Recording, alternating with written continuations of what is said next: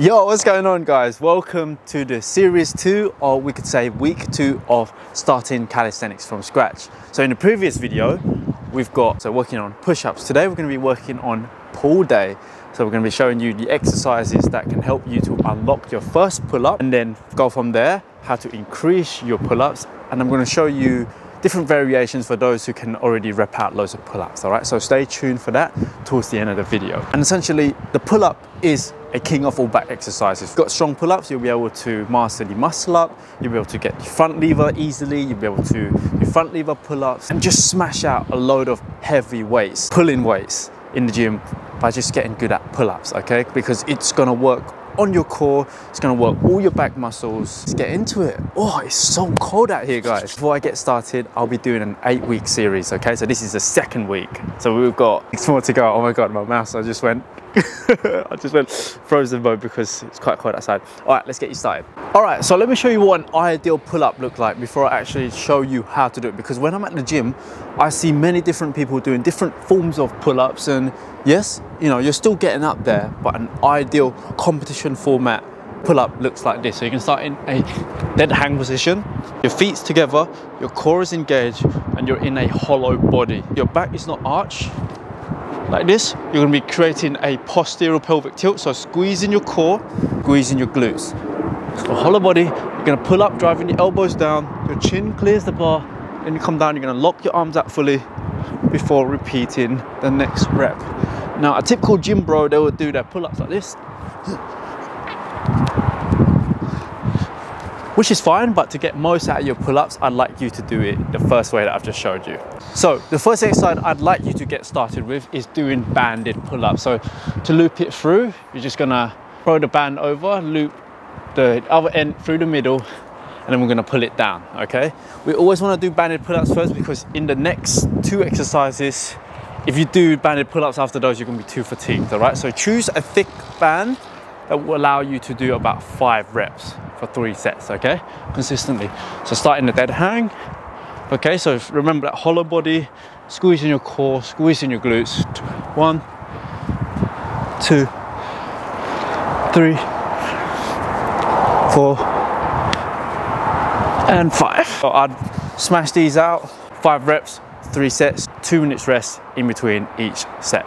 Up next, we've got the Australian pull-ups. Now there's about 3 to 4 different types of variations of this exercise that we can do. So I'm going to show you the most simplest form, which is the Australian pull-ups with your knees bent. So we do this exercise because when you place your feet on the ground, it's going to take load away from your upper body. Therefore, you're able to execute the same movement path as the pull-ups with less resistance. And when we do this, it's going to develop your back muscles, your bicep muscles, even your rear shoulder muscles for the pull-ups, okay? So, and also the closer the bar height is to the ground, the harder the exercise will be.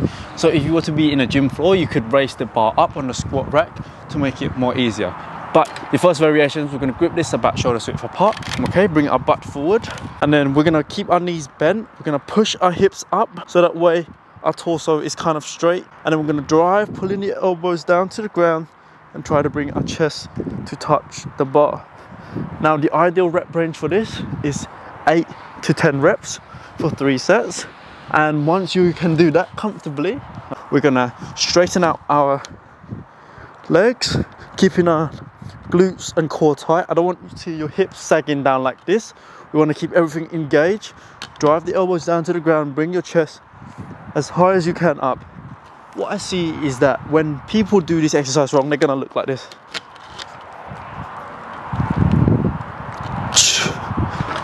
Their body is not in a straight line, so that means they're not engaging their core, they're not engaging their glutes. Guys, seriously, to get the most out of your exercise, you want to be squeezing the core muscles, your glutes, keeping a strict form as you can, because we want to build good habits from the start, so that way in the long run it will be more beneficial for you. Let's get ready for the next progression. We're going to be doing feet elevated Australian pull-ups. If you're at the gym, you can use a bench. I'll bring a bench close to the squat rack or the bar, and essentially we're going to be placing our heels on a bench. It's going to put our body more in a horizontal position, and this is going to make it much more challenging for your back muscle. Let's safely put our heels on this glass table. Push the butt up, drive the elbows down, try to bring my chest to touch the bar. And as always, the rep range is between 8 to 10 reps for 3 sets across all Australian pull-ups exercises, apart from the final one which I'm going to show you. So this final exercise is called the 21 Australian pull-up. Now I actually got this one from Chris Herrier, so big up, shout out to the guy, the OG Loke. He really inspired me to start coaching and to take calisthenics to the next level. So a lot of my personal life successes, it's all thanks to him. So big up Chris Herrier. Essentially what this is you're going to be doing 21 reps in total, but we're going to split into 3 different segments. So the first segment, we're going to be doing 7 Australian pull-ups from the bottom to halfway. And it's going to be very tiring. So we're going to be doing 7, so 1, halfway, 2, 3, 4, 5, 6, 7, and then from the halfway to the top for 7, 1, 2, 3, 4, 5, 6, 7, and then full range of motion for 7, 1, 2, 3, 4, 5, 6, 7. Woo. Oh boy, that was tiring. Oh, but we're gonna do that for 3 sets, guys. Damn, I'm gonna have to have a break before I show you the next exercise. Oh, that's tiring. The next exercise, we've got active hang. This is gonna teach you the bottom half pulling of the pull-up, okay? Because a lot of people, when they can't do the pull-up, they're struggling with this part. And that's because they've got weak scapular retraction. And what scapular retraction is when you're imagining pulling your shoulder blades down together and squeezing that. That is called scapular retraction. So imagine you've got like a big apple or a nut in between your shoulder blades. You're gonna pull down and crush it. That is scapular retraction. So doing the active hang, so hanging from the bar with your arms locked out, pulling your shoulder blades together, and we're gonna hold this for 10 to 30 seconds. That is the aim. And the more you can pull up, that's more of a scapular retraction. So do this for 3 sets, 10 to 30 seconds.